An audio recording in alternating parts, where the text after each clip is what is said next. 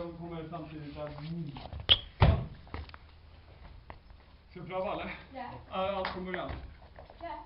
5, 6, 7, 8, 1, 2, 3, 4, 5, 6, 7, 8, 1, 2, 3, 4, 5, 7, 8, 1, 2, 3, 4, 5, 6, 7, 8, 1, 2, 3, 4. Så kan vi börja på 5.